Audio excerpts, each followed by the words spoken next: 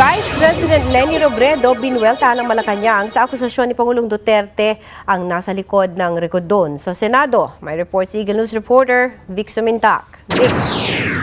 Wala umano sa lugar ang akusasyon ni Vice President Leni Robredo na si Pangulong Duterte ang umano'y nasa likod ng pagkakatanggal ng committee chairmanship ng mga senador na miyembro ng Liberal Party para magkaroon ng iba yung kapangyarihan at maging isang diktadora.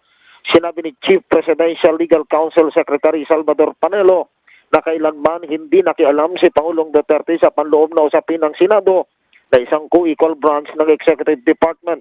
Ayon kay Panelo, hindi katulad ni dating Pangulong Aquino si Pangulong Duterte na ginamit ang kapangyarihan para lamang maalis sa pwesto ang nakaupong Chief Justice at hatulan sa impeachment court kasabwat ang mga kakamping senador. Inihayag ni Panelo kung pinulong man ng Pangulong mga kaalyadong senador sa Malacanang noong nakarang linggo hindi kasama sa agenda ang pagpapatalsik sa mga senador na kabilang sa Liberal Party.